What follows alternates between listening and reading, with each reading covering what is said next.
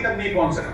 उन्होंने बताया था कि 1960 के दशक में भारत और चीन की जंग की वजह से उनकी प्रेम कहानी अधूरी रह गई, क्योंकि 1962 में भारत और चीन के बीच जंग छिड़ गई थी और जंग की वजह से उनकी प्रेमिका अमेरिका से भारत नहीं आ सकी थी। उस इंटरव्यू के दौरान रतन टाटा ने बताया था कि उस वक्त उनकी प्रेमिका के माता पिता ने अपनी बेटी को भारत भेजने से मना कर दिया था। नतीजा ये हुआ कि जंग की वजह से उनका वो रिश्ता टूट गया था। रतन टाटा ने बताया था कि 1960 के दशक में जब वो अमेरिका में पढ़ाई कर रहे थे तब उनकी मुलाकात लॉस एंजलिस की रहने वाली उस लड़की से हुई थी।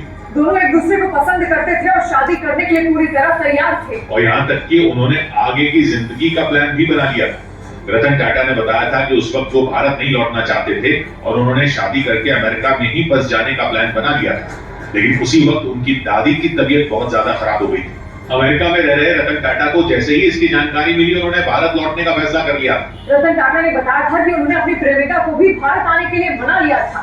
लेकिन उसी वक्त भारत और चीन के बीच 1962 की जंग छिड़ गई थी, जिसका असर उनके रिश्ते पर पड़ा और बाद में जानकारी मिली थी कि उनकी प्रेमिका ने अमेरिका में ही किसी और से शादी कर ली।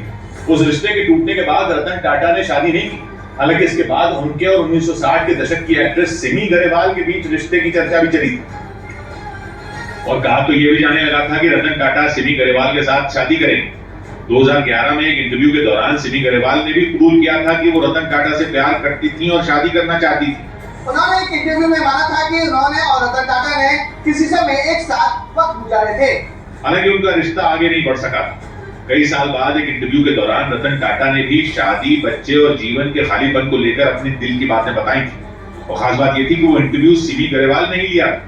उस इंटरव्यू में शादी नहीं करने के सवाल पर रतन टाटा ने बताया था कि उन दिनों वो काम में इतने व्यस्त हो गए थे कि शादी के बारे में सोचा ही नहीं।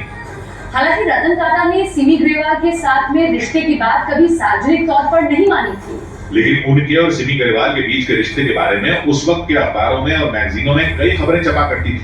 इस बीच एयर इंडिया के विमानों में उड़ान भरने से पहले रतन टाटा की याद में स्पेशल अनाउंसमेंट हुई। कर्ज में डूबी एयर इंडिया को जब कोई खरीदने को तैयार नहीं हुआ था तो रतन टाटा ने उसे खरीदने में दिलचस्पी दिखाई और 18,000 करोड़ रुपए की सबसे बड़ी बोली लगाकर एयर इंडिया खरीद लिया था। रतन टाटा के निधन के बाद एयर इंडिया के विमानों में स्पेशल अनाउंसमेंट कर उन्हें श्रद्धांजलि दी गई।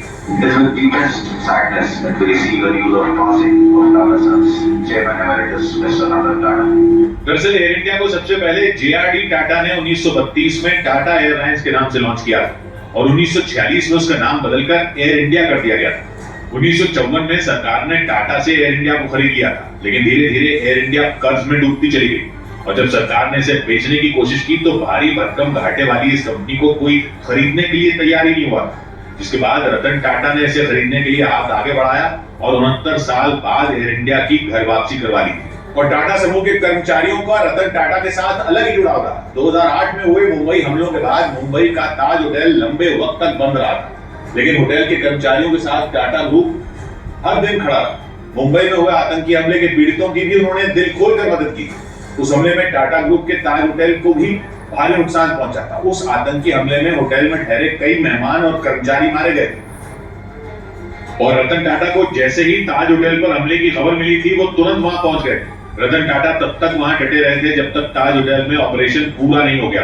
उस आतंकी हमले में मारे गए सभी कर्मचारियों के परिवार वालों से रतन टाटा खुद मिले और उन परिवारों की मदद के लिए सिर्फ 20 दिन के अंदर एक ट्रस्ट बना दिया। रतन टाटा ने उस हमले में मारे गए कर्मचारियों के बच्चों की पढ़ाई लिखाई की पूरी जिम्मेदारी ले ली थी और हर परिवार को 36 लाख से लेकर 85 लाख रुपए तक का मुआवजा दिया था।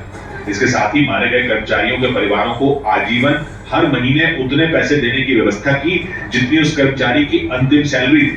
सिर्फ ताज होटल के कर्मचारियों को नहीं बल्कि आतंकी हमले के दौरान पीड़ित कई रेलवे कर्मचारियों, पुलिस कर्मियों और ताज होटल के सामने से गुजर रहे लोगों को भी रतन टाटा ने मुआवजा दिया और करोड़ों की संपत्ति के मालिक रतन टाटा ने न तो अपनी गाड़ी चलाने के लिए कभी ड्राइवर रखा और न ही सुरक्षा के लिए कोई बॉडीगार्ड। ये बात खुद केंद्रीय मंत्री नितिन गडकरी ने बताई।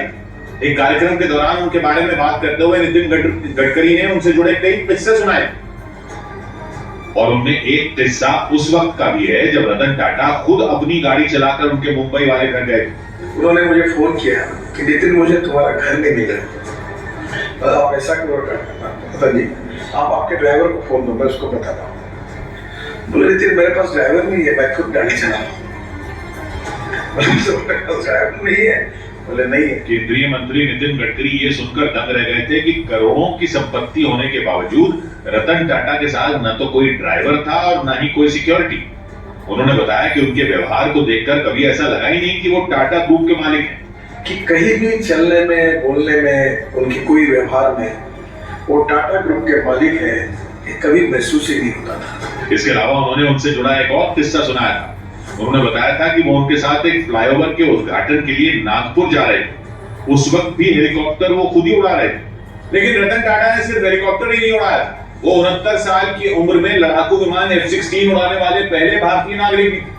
वो साल 2007 में बेंगलुरु में हुए एक एयर शो के दौरान को पायलट बने और करीब 40 मिनट के लिए F-16 फाइटर जेट उड़ाया था। उनके इस कारनामे को देखकर पूरी दुनिया दंग रह गई थी, क्योंकि वो F-16 लड़ाकू विमान उड़ाने वाले पहले भारतीय नागरिक बन गए थे। ये कमाल उन्होंने साल 2007 में किया था, जब बेंगलुरु में एक एयर शो आयोजित किया गया। उस दौरान 69 साल की उम्र में रतन टाटा F-16 लड़ाकू विमान के को पायलट बने।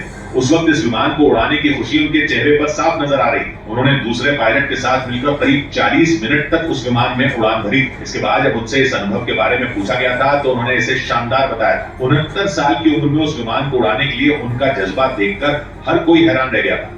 इधर यूपी में गठबंधन को लेकर चल रही अटकलों